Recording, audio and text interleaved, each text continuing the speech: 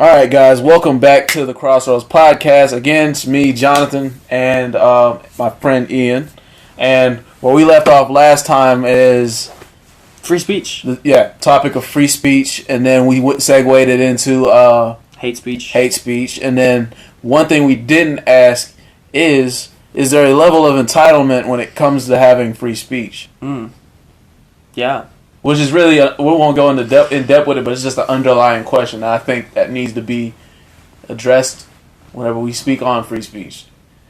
So it's entitlement to you. What do you mean? I want to go into depth. Perspective, like that perspective, I would say just because of your environment, most people get offended when you say entitlement, but there's a certain level, like you're entitled to your own opinion. Gotcha, I understand. Your own opinion. Yeah. So yeah, you're entitled to your own right to speak. Right. For sure.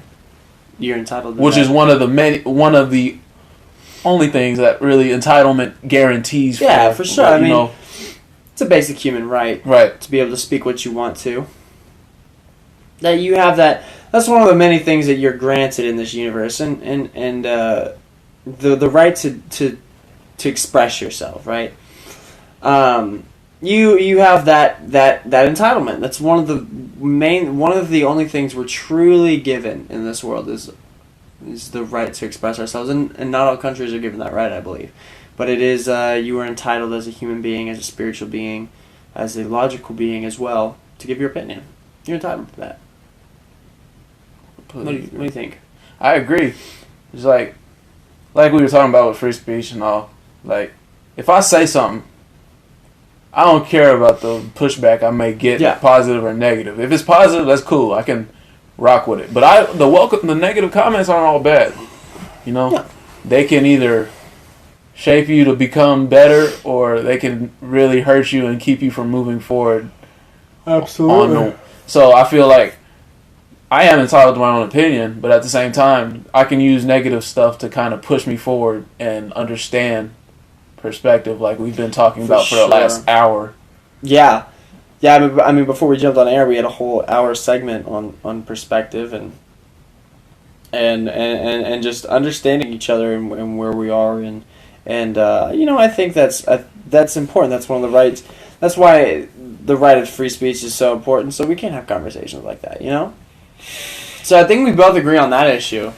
I'm ready to jump on the next question. I think this is one that's going to be really cool. I think you guys will like this one. Yeah, this is going to be interesting. I think for the background of this question is just mainly if you have any intuition about sports or music, you're going to like it just because of the fact there's a lot of social injustices there's a lot of social issues that are taking place that we're seeing come forth with the power of having the ability to speak freely and not have any, well, I wouldn't say any repercussions, but you're able to speak your mind. Yeah, for sure.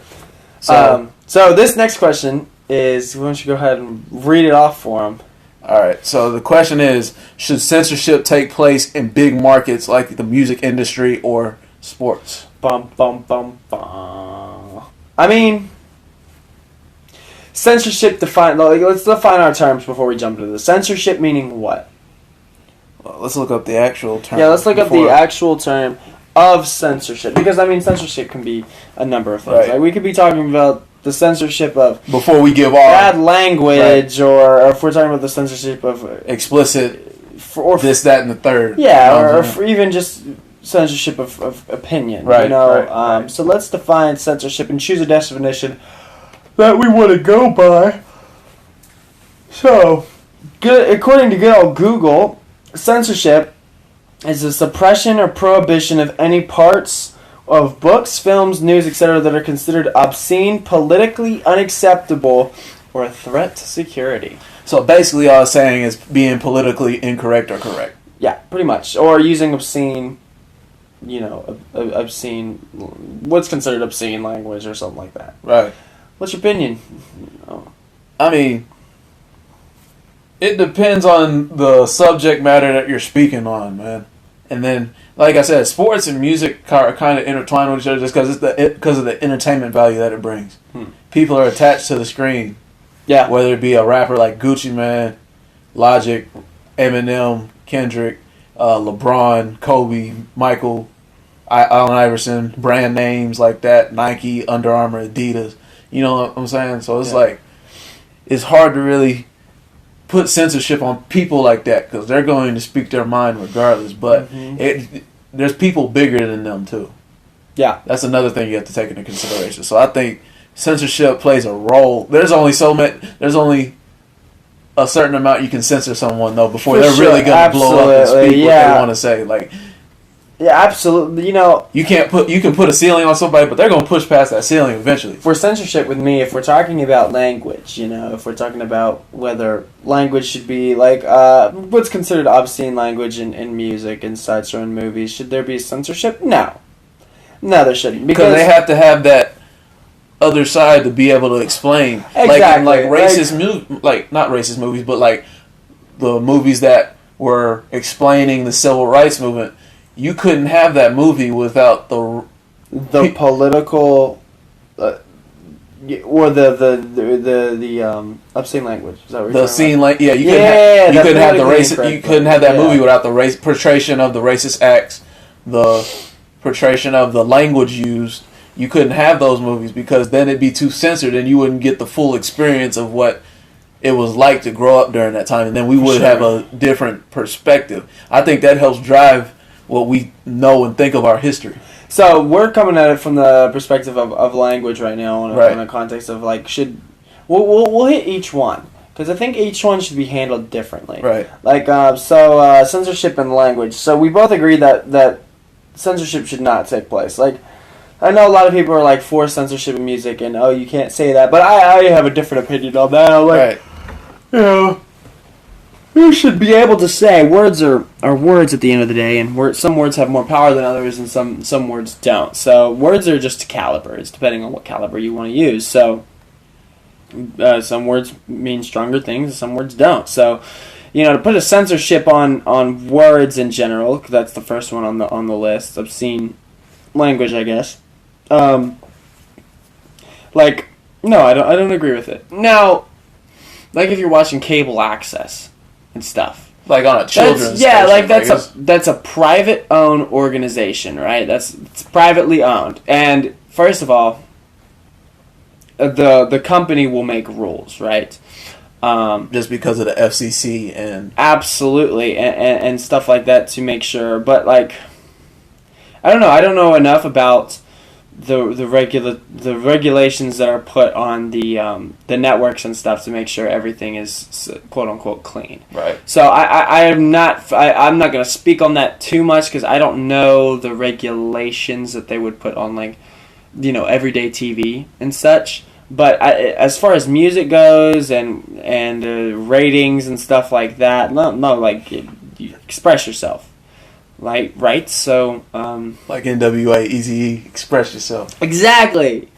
I need to listen to that entire album. I've only picked and choose songs from that album. I mean, everybody has. I mean, except like the people that Straight Outta Compton. Right. Yeah. Except the people that grew up in that area. They obviously listen to the whole. Express Yourself. That's a good song, though. Oh, for sure. All right. So we both agree that censorship should not take place on language. Right. Yeah. As far as everything goes, and then the next one was, let me check the good old dictionary.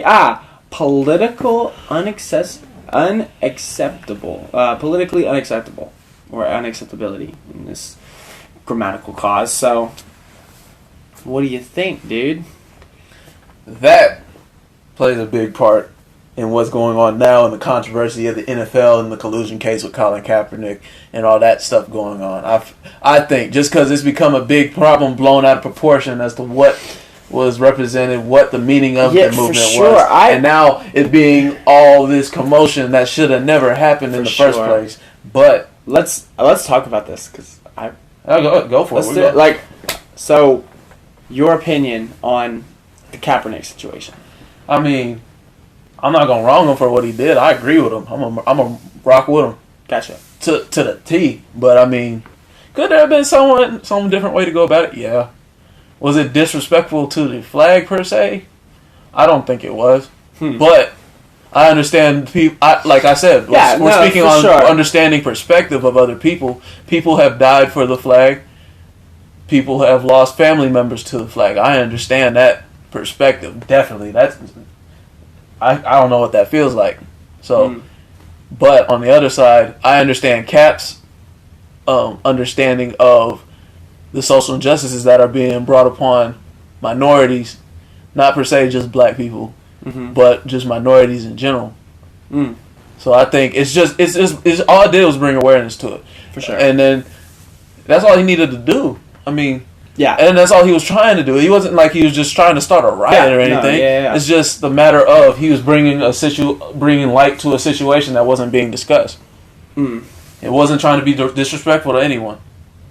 And then the dude that told him to take a knee was a former vet himself. He said it would be more honorable to take a knee than rather just sit on the sideline and just sit down during the anthem. You know what I'm saying? You know what I'm saying? So I mean, sure. You can't not it's okay for him the vet to say that, which is very okay because he's been through the line of fire, so he has the right to say what he wants to say. Yeah. But then again, Cap, he's implementing the insight he got from that former vet, but he's still the bad guy. You know. I understand. Yeah, but I understand. Like, for sure. It's back and forth. Like, you understand the side of people not agreeing with it, but you also understand Cap's side. For sure. Yeah, I totally understand. See, that's where we come into play, where we're playing a middle ground. We're trying to understand. For sure, because I thought about this quite a bit. I had a lot of thoughts because we go back to his free speech right. It's his First Amendment right to do what he wants. He can kneel. Right. That's his right. Right. You can't be mad at him for his right. Absolutely. Right? So you can't say, oh, he shouldn't be allowed to do that. Like, no, he should be. Right. Like, that's his right. The same way you're allowed to criticize him. Exactly. The same way he can do what he want to do. Here's my opinion on it. I really considered, I was like, I understand. He's taking a stand for something he believes. Right. There are dirty cops out there. Right? Absolutely. They are a very small number. Absolutely. Statistically. And I've talked to law enforcement officers. And absolutely. There's a lot of good cops. The one I talked to mostly about this was he was a mixed officer. And he wasn't primarily Caucasian, right? So I wanted his perspective on it, and he's a great guy, and he was talking to me about the low percentage of dirty cops that are actually out there. So, I say that I have to have that to base my argument on. So, I was really considering this Kaepernick situation, and I was like, if he's standing for something he believes, like, I can't fault the dude for that. So, I don't know, and so I was going to take his side, and then I saw a picture of him wearing a pair of socks with pigs in a law enforcement hat. This pair of socks, I can pull it up and show you. That kind of set me off wrong a little bit because I was like, I get standing up for injustice, but now you're demonizing you're demonizing the cops who, I've talked to plenty of them who just want to see their community be better. That kind of put a bad vibe to me, so I did more thinking about it. And I came up with this conclusion. It's his First Amendment right to kneel. Totally. It's also the NFL. It's their right it's a private corporation to decide whether or not they should allow him. Same with Tim Tebow. If Tim Tebow was causing people to lose ratings, he was just expressing his faith. Exactly. So they are both protected under the First Amendment right. Right. Whether you believe philosophically with either of them, they're both protected. So as a private corporation, the NFL has the right to say, hey, Tim, stop kneeling.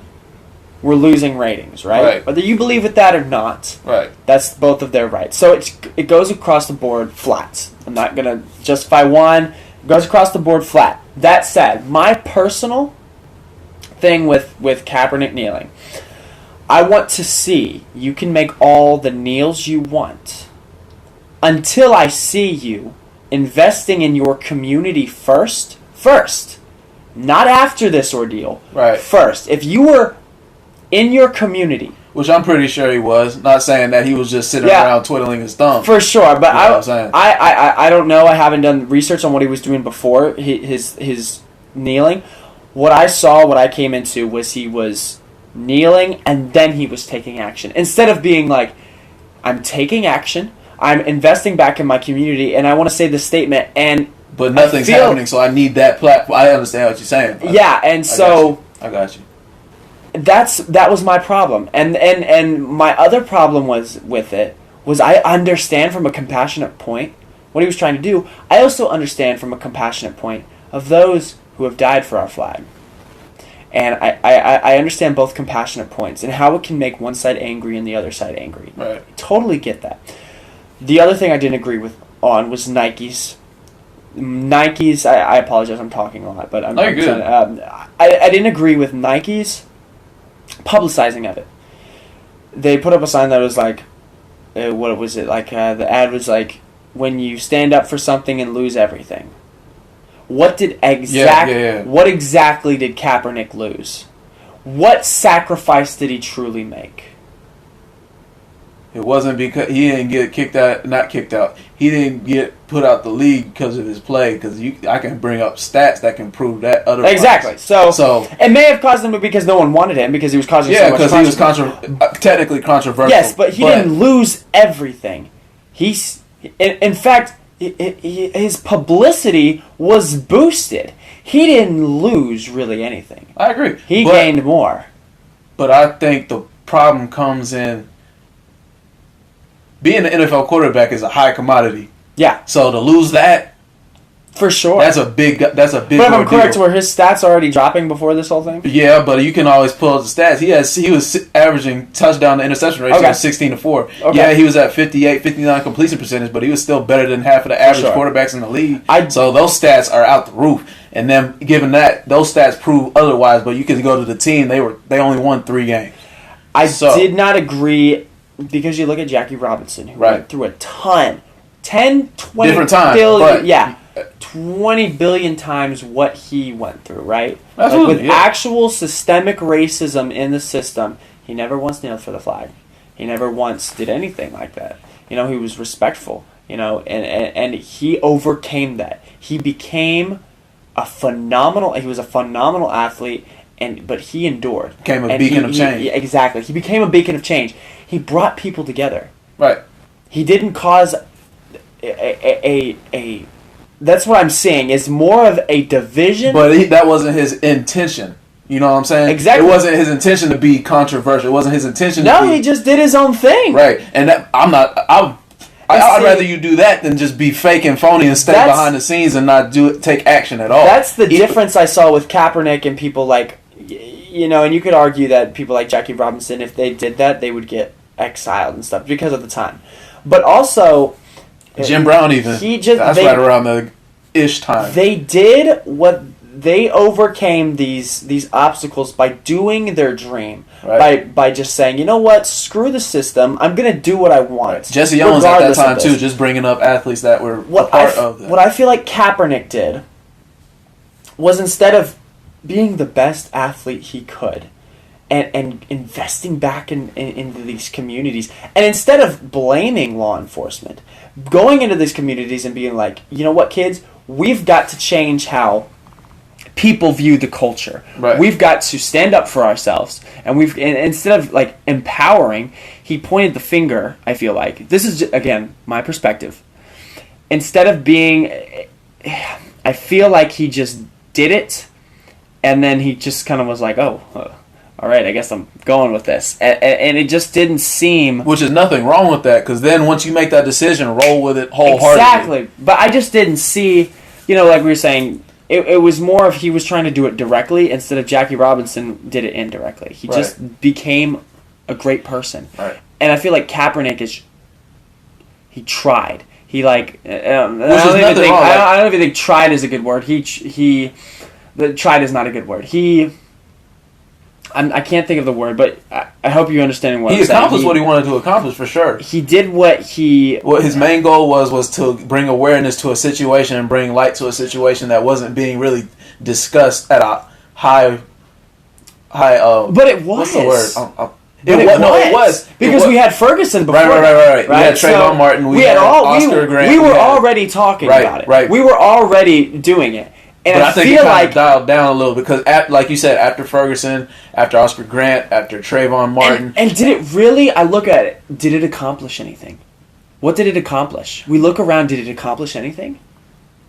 Did it? But that's not on him. That's not technically on him per se, because now he brought that up. Now he could. We don't know because he could have took action, but now it's on everybody else to come together and push for sure. But then I look at Jackie Robinson. Did Jackie Robinson accomplish anything? Yes, for sure, absolutely. Did Jesse Owens? Yes, for sure, absolutely. So then I look at Kaepernick. I go. What did exactly Kaepernick accomplish with this? What did he do? Was it positive for America? Was it a positive thing? Or did it just tick off people? Did it just inflame emotion, or did it enact change? Right. Because I don't... I was standing kind of with him until I saw a picture of him in the socks with the pigs with the hats. That made me go... That made me question his motives. That really made me question his motives. Because now I'm saying there are dirty cops out there. And thank you, law enforcement, the good law enforcement, thank you. He targeted the organization as a general and made law enforcement the bad guy. I think why he did that, though, is because it's been throughout history. It's shown throughout history. They've done that to minorities all throughout time. Absolutely. We have a bad history. And black people got a bad rap. For sure, absolutely. White people got a bad rap. And the cops, yes, way back in the day.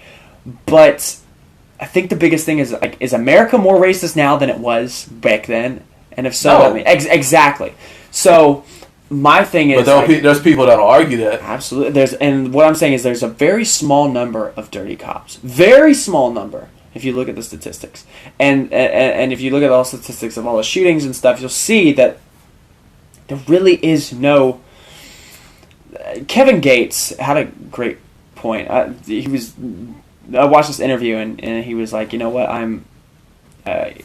he goes, I'm a tatted up black man with my hood on, walking around a neighborhood. He goes, of course I'm going to get asked where I'm going. He goes, that's the stigmatization I put out. And he goes, if you just tell the law enforcement officer where you're going and what you're doing politely, they won't bother you. That's not coming from me, that's coming from Kevin Gates. He did an interview, right? And again, I'm expressing my own opinions on this issue. But I look at the whole situation, and it did nothing to change anything. It just inflamed emotion. And whether that was on us or that was on him... I wouldn't say it didn't do anything. It did inflame emotion, but then you got to look at the other side of the spectrum to where all he did was try to bring awareness to it. He didn't say he was going to take this type of action, do all this, that, and the third. All he wanted to do was make people aware, more aware than what happened with Oscar Grant, more aware than what happened with Ferguson, more aware what happened with Trayvon Martin, more aware than what happened with who's recent. I can't think of the names, but it just keeps going. There's a bunch of people that have fallen. But if you're gonna inflame people's emotions, the dude in Louisiana selling candy outside of a confinement shop or whatever. I hear this. Yeah, I don't know if it was confinement. He had in Louisiana, you don't have to have a permit to carry a gun. So he was carrying, but I'm not going to go into detail with the story like that just because I need to do my homework a little bit. Yeah, for sure. But that was the main basis of the story. And they did what they did and all that other that and whatnot. But I don't think his initiative was right away, like, action to be taken. Yeah. You know what I'm saying? Like, before action can be taken, somebody has to be aware of the situation first. For sure. But I haven't seen, and a lot of things you're not going to see because it's a small scale. It might not seem big. My thing is, like, sure, stand up for injustice, but the statistic numbers show that there is no injustice. Statistically. So if you're going to inflame people's emotion, I feel like you have to have a point to be like, because let me get this straight. If there's a point of racism, if someone's being racist, I will stand with you and I will combat it 100%. And the stats might not back that because the stats might say there's none, but you can see if there's a point of racism that is physically there, I will stand with you. Right, and you got those people. For sure. But if it's just small instances of where you're just dealing with, it almost feels to me just like opinion. And there's no substantial, like, that is like I said, if there's something I see as racist, I'm standing with you. I'm fighting it. It's injustice. Right. I have to see, though, the actual systemic oppression. There's nothing I can do to fight dirty cops. There's nothing I can do. There's nothing anybody can do. Exactly. So to inflame people's emotions, right? The best the law enforcement officer can do is imply more tests. And if you really go through like what the law enforcement's like mental training they have to go through, it's lots of stuff to make sure they are mentally capable for the job. So what can we do if we see this issue? Where's the solution? What can we do then? And that's what I feel like Kaepernick never accomplished. He enraged people's emotions, spiked us up, but we have nowhere to put that emotion. And so where we're putting it is racially on each other, culturally. It's your fault. No, it's your fault. Instead of having, this is what we're fighting. Mm-hmm. It's inflamed emotion with no purpose. Right. And that's what's dangerous. Because now we're looking for a purpose to put that emotion. Now it's just up in the air. Exactly. And it means to it. And you know what? I'm for Kaepernick doing his First Amendment right. Right. It's his First Amendment right. Philosophically, I may not agree with him. He has that right. Right. Philosophically, I want to see an intention. I want to see him put that energy into something. And I wanted to see him do it before he started kneeling. I don't know if he was. I didn't think he was. Right. But the whole lose everything. There was an NFL player who I think it was after 9/11 went and he enlisted. Pat Tillman. Yeah, he enlisted and he died. That is an example of fighting for something you believe and losing your life. He lost everything, literally lost his life. Those are the people that Nike should be putting on those slogans. You know what I'm saying? That is someone, truly, if you want to use that slogan for someone. Pat Tillman, a hero, for sure. For sure. Because you can't, no, I'm not going to go from the NFL to the Army. That's just... If Kaepernick, if you want to see change in those communities, those lower income communities, invest back and teach these kids to be civil, to be civil and to be, I'm not saying they're self-education, not systemic education. Exactly. And that's where I feel like that energy needs to be put. And I wasn't talking about myself. I was just saying. So that's where I stand philosophically. I know I took a lot of time to do that. I think there's nothing wrong with that at all. Yeah. There's nothing wrong with that. There's going to be people that disagree with it. And right. I'm on the fence about everything because, like you said, there's pros and cons to both sides, man. But like you said, can we do stuff better? Yeah, everybody can improve. Everybody. So there's nobody free from becoming better and learning. Nobody. Yeah. So I think the biggest thing we can do to take steps forward is, like you said, implement, do, execute. Yeah. Yeah. It's the biggest create thing. our change, But then you got, aside from that, you have people like LeBron who are also pushing. That's the other plus side to it. He's brought in a lot of these athletes together. That's where I was going to come in and say you might say he might not have accomplished anything. Really, though, he did, just because not like they weren't doing it already. Like, LeBron's been socially active for years. Dwayne Wade, Chris Paul, all of them has been socially active for years.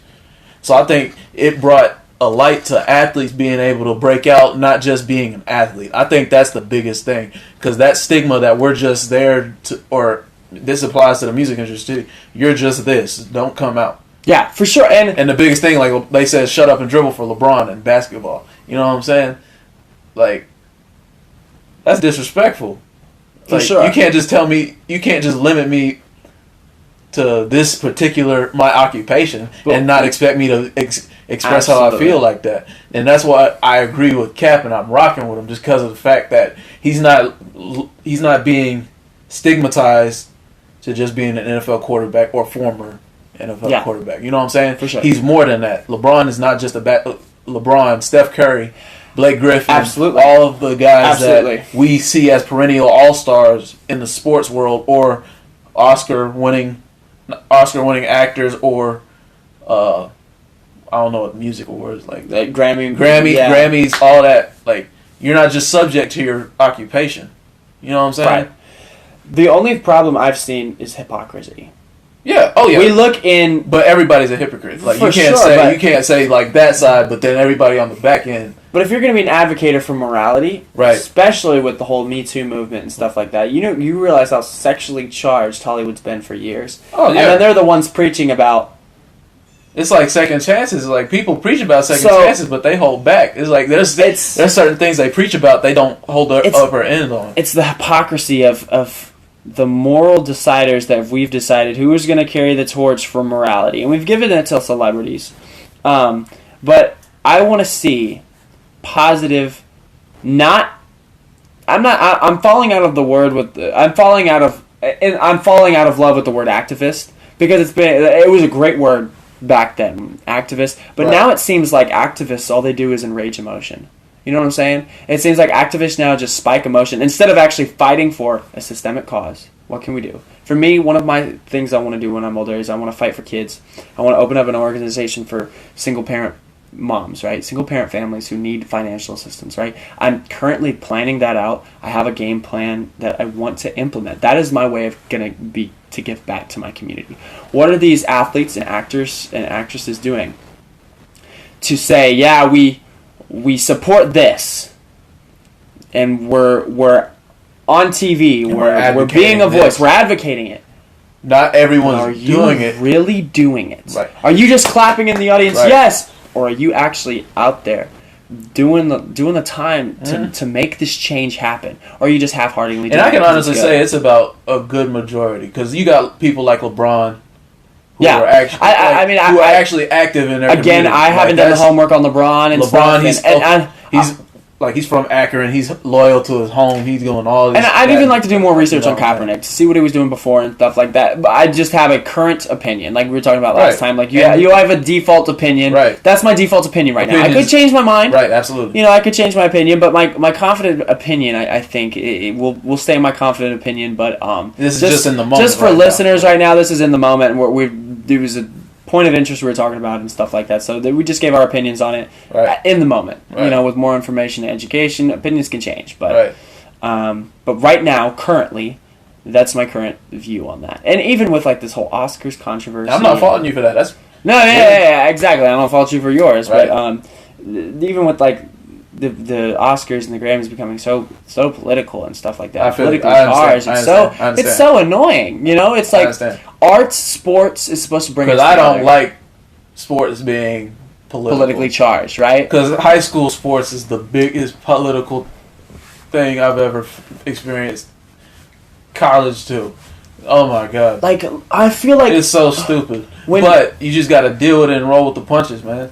I feel like leave those political things for like behind the scenes. You get what I'm saying? Like the best kind of charity is what is it? What's the word I'm looking for? The best kind of charity is I can't think of the term. Anonymous charity. Not unknown, but anonymous charity. The best kind of charity is anonymous charity, right? So if you really want to see, that's what I'm about. Like, be successful. Take your politics, your philosophical beliefs, and instead of like announcing them, I feel like invest them back into your community. Mm-hmm. And I feel like that's the way you're truly going to invoke change. Not by getting on TV and saying what you think. Because words have words are empty. They have no substance without action. Exactly. So action is really what is needed. Right. So, and after you do the action, if it comes up, you can say, yes, I've been fighting for this for a long time. Right. Yeah, that you have that right now. Right. But don't just be like giving your opinion, first of all. Right. But now, I think one thing that needs to be said is that even though you might not per se be like directly and inadvertently affecting a change, like I said, bringing it up to awareness, it can empower other people to do the same thing. Yeah. You know what I'm saying? I get you. And I feel where you're coming from, where you feel like Kaepernick didn't do that at the beginning, and now he's doing all this, creating a stigma and all that, this, that, and third. I don't feel like, my thing with Kaepernick, I didn't feel like it was honest. Right. I understand that. Yeah. But necessarily, you don't have to be on the front lines, per se, or you don't have to be seen. Yeah. But you can be why people were empowered to do it. It's like Mike. Mike changed the whole generation. Especially when he signed with Nike. He's out of the league 30 plus years. People still wear his shoes. Yeah. People still talk about him like he never left. So, I mean, Cap gonna be talked about forever. Forever.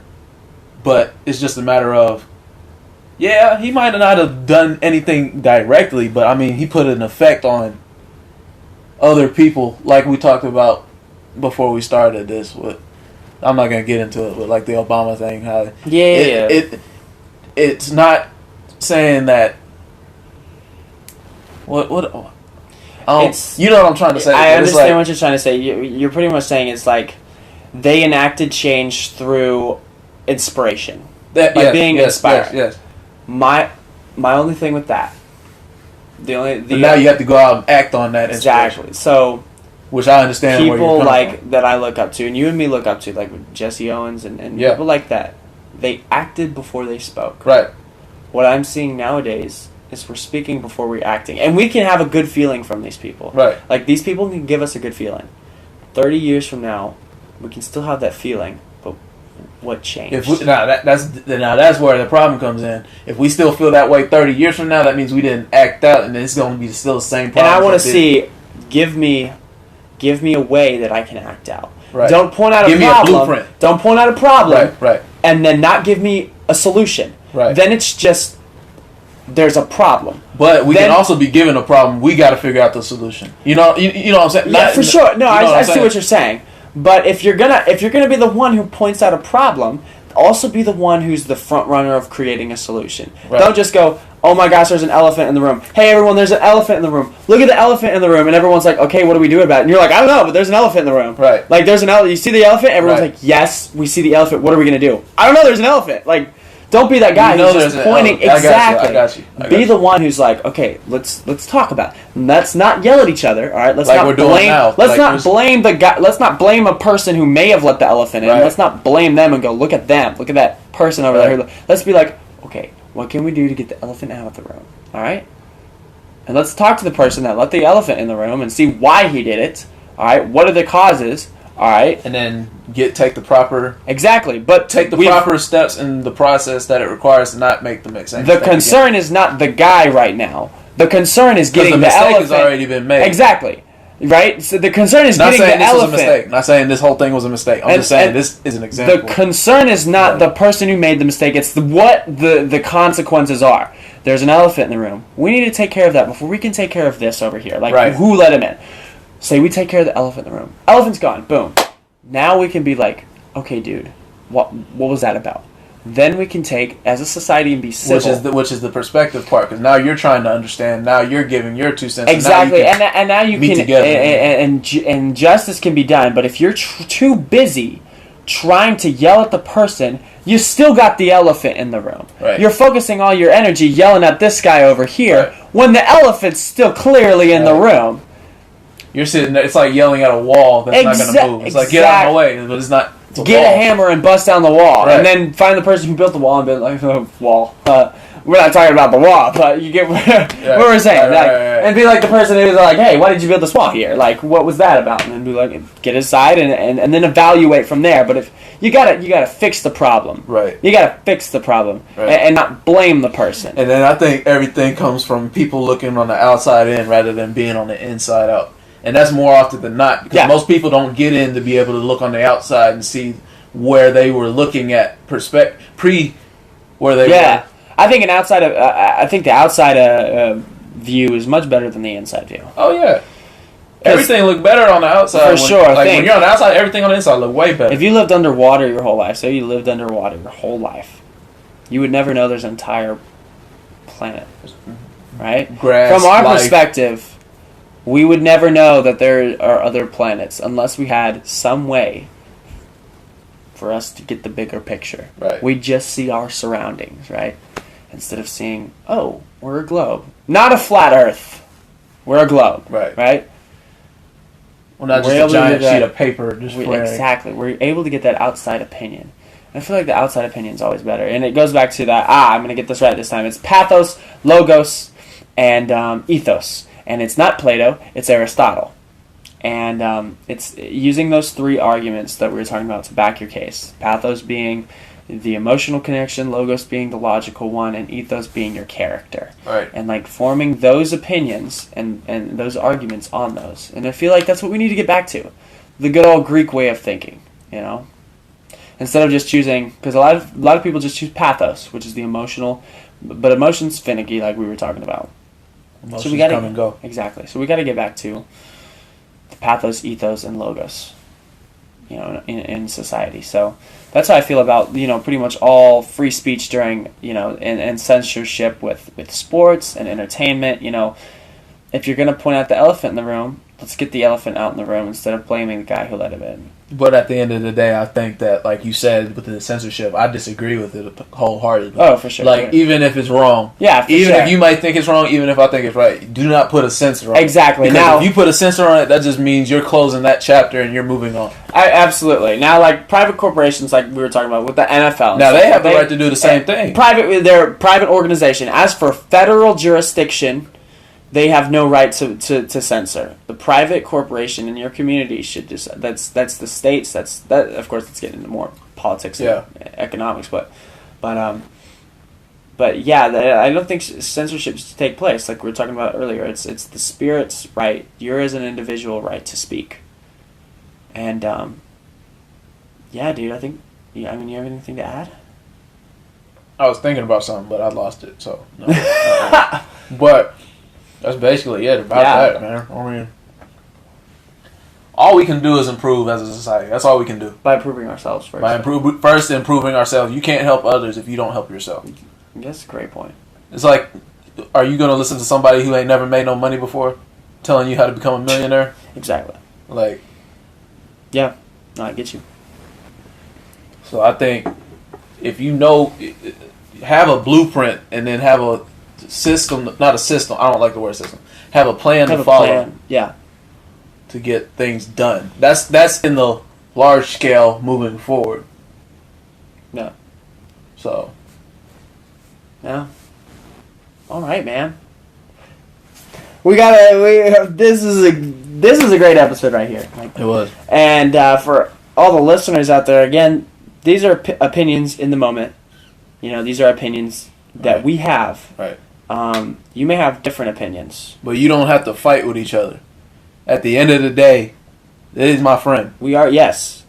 We are friends. We are brothers in Christ. And we're Americans. You know? I'm not going to be mad at my brother because he holds a different opinion than me. Right. So, remember that as you're talking to people who differ in opinion from you. And make sure you're going on both the pathos, the ethos, and the logos way of interpreting your argument to the other person. That's going to be the best way to have a civil conversation. Because reacting just and emotional, because most people reacting emotional, they think about what they did 10 years ago in hindsight, and it's like, I should not have done that. For sure. Yeah. So now there's a stigma that's been sitting for 10 years. Now you got to come out and apologize, or you just never come out and apologize, and that stigma remains, and you're just like, man, what could have been if I didn't do this, that, or the other? Yeah. So. Yeah. All right, man. I guess that's it. So if you guys have any questions, just go in the comment section. Yeah. Chat it up. I guess. Yeah. Yeah. All right. Get our platform out there, and we'll just go do what we got to do. Another one done, man. Yeah. All right. We'll see you guys later. Thank you for listening. Bye. The podcast you just heard was made using Anchor. Ever thought about making your own podcast? Anchor makes it really easy for anyone to get started. It's a one-stop shop for recording, hosting, and distributing podcasts. Best of all, it's 100% free. Sign up now at anchor.fm/new. That's anchor.fm/new to get started.